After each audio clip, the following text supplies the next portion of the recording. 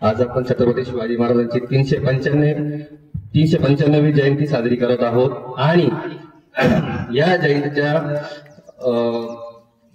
अनुषंगाने प्रसंगी मला शिवचरित्रावर सांगणं आणि व्यतीत होणं एका पिढीचं काम नाहीये. शिवाजी महाराजांवर बोलणं हे म्हणजे याला टाइम नाहीये, टाइमलेस गोष्ट आहे, त्याच्यात व्यक्त होऊ शकत नाही. एका चौकटीमध्ये महाराज बसू शकत नाही. परंतु आजच्या काळानुसार महाराजांच्या आयुष्यातला एक प्रसंग मी तुम्हाला शेअर करणार आहे आणि त्याच्यातून एक संदेश देणार आहे. तर तो प्रसंग म्हणजे अफजल खान, छत्रपती शिवाजी महाराज आणि अफजल खानाची जी भेट आणि अफजल खानाचा जो वध केला होता छत्रपती शिवाजी महाराजांनी, तर याबद्दल थोडीशी मी आज माहिती सांगणार आहे. तर अफजल खान हा कोण होता, त्याचा बॅकग्राऊंड काय हे आपल्याला समजून घेणं गरजेचं आहे. आदिलशाहीतला सर्वात वरिष्ठ सरदार होता. त्या आदिलशाही मधला जो बादशाह होता सेकंड, त्यांचा सगळ्यात विश्वासू जर कोणी सरदार असेल तर तो अफजल खान होता. आणि अफजल खानाने जेव्हा विडा उचलला शिवाजी महाराजांना संपवण्याचा, तर त्याच्या सोबत 80,000ची म्हणजे 80,000चे सैनिक त्याच्या सोबत होते. त्याच्यानंतर त्याच्यासोबत 15,000 घोडे आणि 7,000 हत्ती असा पूर्ण फौज फाटा घेऊन तो जेव्हा तुळजापूर मार्गे म्हणजे कर्नाटक बिदर, त्याच्यानंतर बिदरहून गुलबर्गाहून तुळजापूर मार्गे जेव्हा तो रायगडात आपल्या प्रतापगडाजवळ जेव्हा त्यांनी मार्गस्थ झाला होता, तेव्हा तो इतका क्रूर होता अफजल खान की अफजल खानाला शिवाजी महाराजांकडे म्हणजे प्रतापगडावर मोहीम निघण्यापूर्वी एक अफजल खानाचा एक गुरु होता, एक फकीम नाव होतं त्यांचं. तो काही झालं, काही कारवाई कुठेही युद्धाला जाण्याच्या आधी तो त्यांचा सल्ला घ्यायचा. तर या शिवाजी महाराजांना भेटीचा तो सांगायला गेला की मी या मोहिमेवर जात आहे आणि मला आशीर्वाद द्यावा, असं तो त्या फकीरांना भेटायला गेला. त्या फकीरांनी काय सांगितलं, तू जाऊ मत, तेरा आलूता है वहा क्योंकि शिवा का शंभू है वहा. तर अफजल खानाचा अहंकार इतका, अफजल खान त्याला म्हणाला की मी जाणार आणि त्याला शिवाजी महाराजांना मारून इथे येणार. परंतु त्यांनी पुन्हा सांगितलं जाताना, अफजल बेटा देख फिर से सोच, तो जाएगा तो वापस नहीं आएगा. ऐकलं नाही अफजल खानाने. आणि अफजल खानाने तिथून जेव्हा बाहेर पडला, ते चेतावणी होती, ती चेतावणी दुर्गाडून अफजल खान शिवाजी महाराजांना मारण्याचा विडा उचलून तिथे जेव्हा स्वराज्यावर चालून गेला, त्यावेळेस दुसरी गोष्ट अशी झाली की अफजल खानाचा क्रूरतेचा दुसरं उदाहरण म्हणजे असं की अफजल खानाच्या 63 बायका अफजल खानाने एका दिवशी एका बंद खोलीमध्ये जाळून टाकल्या.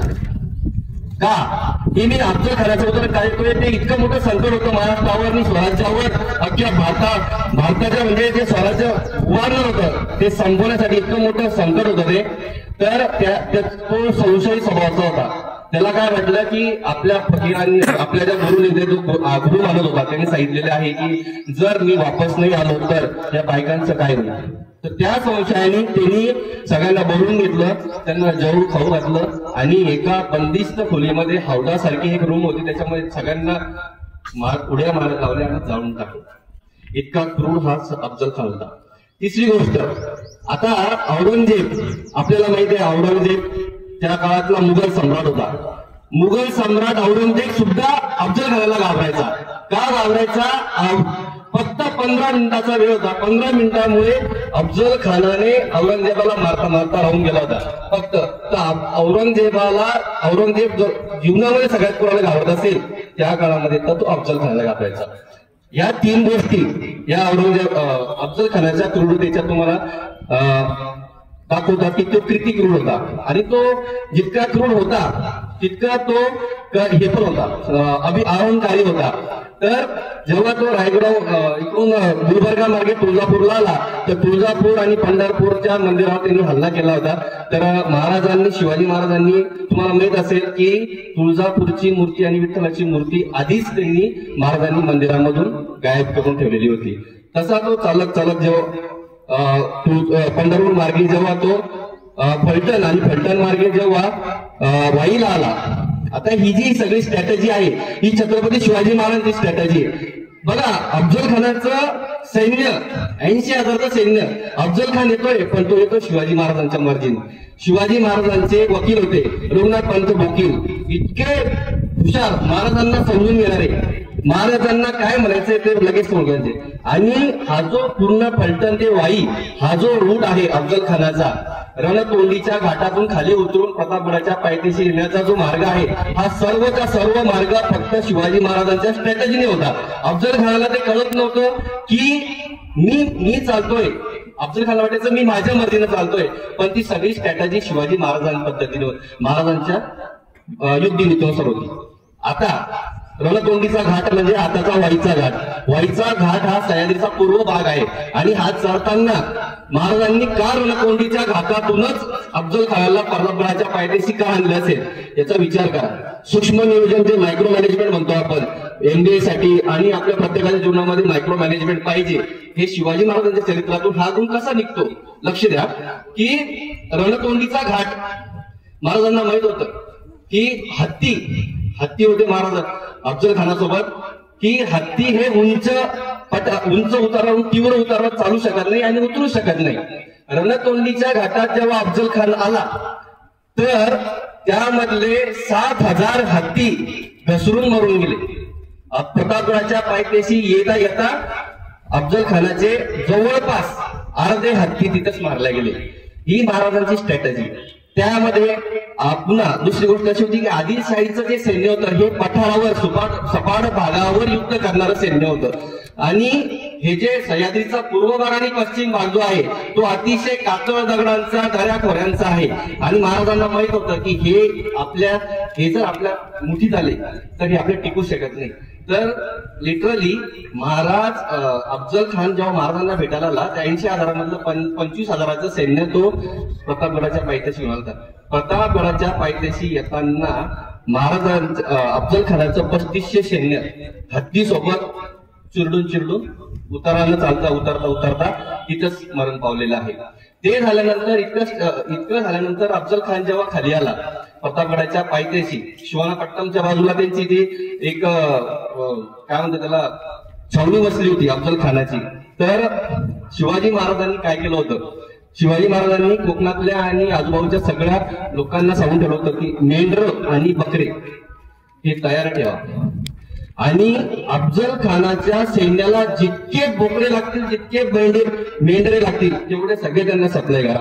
हे का, तर महाराजांना माहित होतं की हे जितकं मांस खातील तितके ते आळशी बनतील. तर मागच्या 15 दिवस 10 नोव्हेंबर 1669ला जेव्हा अफजल खानाचा वध झाला त्याच्या 15 दिवस आधी बरोबर त्यांना अफजल खानाच्या पूर्ण सैन्याला शिवाजी महाराजांचं नाव, म्हणजे शिवाजी महाराज अप्रत्यक्षपणे त्यांना बोकडे वगैरे असे आहारामध्ये जे जड पदार्थ, जे आळशी बनतील असे पदार्थ त्यांना खाऊ घालण्यात आलेले होते. तिसरी सर्वात महत्वाची गोष्ट अशी की जेव्हा फलटणला अफजल खानाचं सैन्य आलं तर शिवाजी महाराजांचा एक माणूस होता विश्वास दिघे नावाचा. विश्वासराव दिघे हा पैलवान होता, आणि जेव्हा महाराज बेंगलोरला 2 वर्ष होते महाराज, शहाजी महाराजांसोबत शिवाजी महाराज जेव्हा बेंगलोरला गेले होते 2 वर्ष, तेव्हा त्यांनी अफजल खानाचा शिवाजी महाराजांनी सर्व अभ्यास करून ठेवलेला होता. त्यांना अफजल खानाला शरीराची मालिश करण्याची खूप सवय होती अफजल खानाला. तर विश्वास दिघे नावाचा जो माणूस होता, महाराजांचा सरदार होता, तो मुस्लिम धर्माच्या रीतीरिवाजानुसार त्याचे सर्व कार्य पूर्ण त्याचा पेहराव करून त्यांच्या छावणीत पाठवलेला होता, आणि तो दररोज अफजल खानाची मालिश करायचा. ते मालिश त्याला अफजल खानाला खूप आवडायची, आणि अफजल खानाचा त्याच्यावर विश्वास खूप बसला होता. तरी तिथं फिदाईत खान नावाचा त्यांचा एक सरदार होता अफजल खानाचा, तो म्हणायचा सरदार म्हणजे इसमें कुछ दाल में काला हे दिखता है, इसमें कुछ डाऊट येत होता. तर त्यांनी अफजल खानाने विश्वासराव दिघे म्हणजे ते दौलत खान नाव ठेवलं त्याचं, जेव्हा तो त्या छावणीमध्ये गेला त्याचं दौलत खान नाव ठेवलं होतं. तर त्याची छाननी करण्यासाठी मुस्लिम धर्मगुरू आणि त्याचं थोडस काय जे रीतिरिवाज असतात त्याच्यानुसार त्याची चेकिंग केली होती. ते सुद्धा महाराजांनी काय काय लागतं की तो पकडला जाणार नाही तेवढी बारीक स्ट्रॅटेजी तिथं तयार करून ठेवली होती. तेव्हापर्यंत विश्वास दिघे सापडलाच नाही. आता विश्वासराव दिघे फलटणच्या छावणीमध्ये महाराजांचं पाठवण्याचं कारण काय, तर रणतोंडीच्या घाटामध्ये वाईच्या जवळ येण्याच्या आधी विश्वासराव दिघेंनी अफजल खानाचा एक सूट होता, महाराजांनी सांगितलं त्याला एक सूट होता अफजल खानाचा, तो सूट चोरून कपड्यामध्ये पोटाशी गुंडाळून शिवाजी महाराजांना आणून दिला होता. का आणून दिला होता? शिवाजी महाराजांनी तो अफजल खानाचा जो सूट होता तो आडवा उभा एका बांबूला गुंडाळून हाईट चेक केली की अफजल खानाची हाईट किती आहे. जर आपल्याला अफजल खानाच्या सामोरे जायचं काम पडलं तर त्याची हाईट किती, त्याचा विड्थ किती, हे शिवाजी महाराजांनी 10 नोव्हेंबर म्हणजे 10 नोव्हेंबरला जी घटना आहे त्याच्या बरोबर 20 ते 25 दिवस त्याचा अंदाज घेऊन ठेवला होता. हे महाराजांचं सूक्ष्म नियोजन होतं. आणि तो महाराज काय करायचे, दररोज संध्याकाळी त्या सूटजवळ जायचे आणि आपल्या हाताने त्याला आवडून पाहायचे की आपला हात पुरतो का. तर अफजल खान खूप मोठा होता, हाताने पारी वाकवायचा, त्याला 7 लिटर दररोजचं दूध लागायचं, तो 8 किलो मटण खायचा, त्याचा आहार मोठा होता, त्याचं वजन 150 किलो होतं, 7 फुटाचा होता. महाराज त्याच्यासमोर टिकणार नव्हते. महाराजांची हाईट 5.5 ते 5.6 हाईट होती महाराजांची. पण ही स्ट्रॅटेजी महाराजांनी आखून ठेवली होती. त्या विश्वासराव दिघेंना अफजल खानाच्या छावणीत पाठवण्याचं कारण ते होतं की तो सूट चोरून आणला आणि त्याला आडवा उभा तयार करून त्याच्यावर तयार केली स्ट्रॅटेजी की अफजल खानाला जर मारायचं काम पडलं तर कसं मारावं.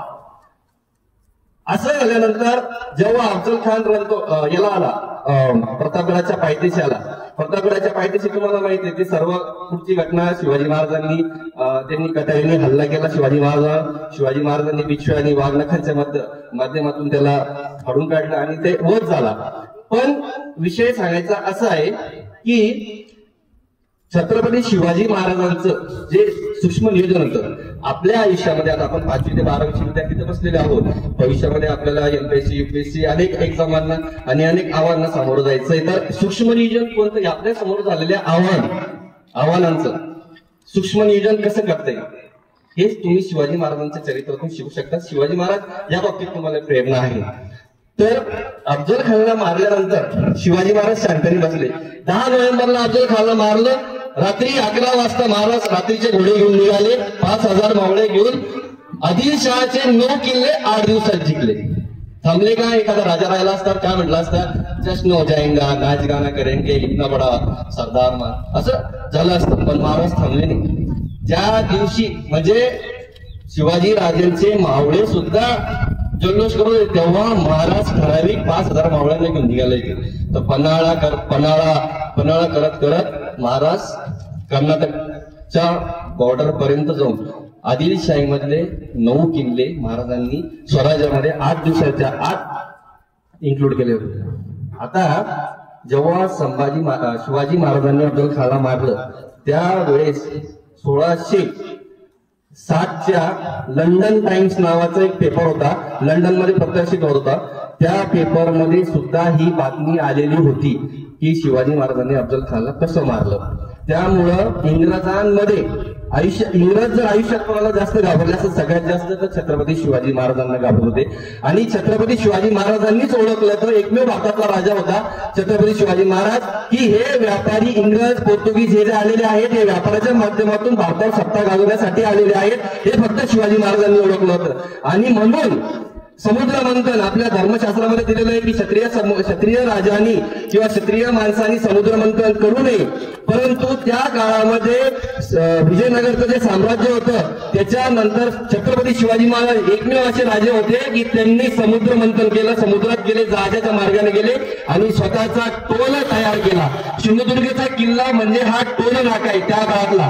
का बरं? कारण इंग्रज, पोर्तुगीज आणि फ्रेंच यांचे जहाज जेव्हा खालून आफ्रिकेकडून वसा घालून यायचे आणि गुजरातच्या बंदराला जायचे तेव्हा ते जहाजांवर वचक आणि टोल या दोन्ही गोष्टी बसवण्यासाठी छत्रपती शिवाजी महाराजांनी तिथे कार्य केलं दिसतं.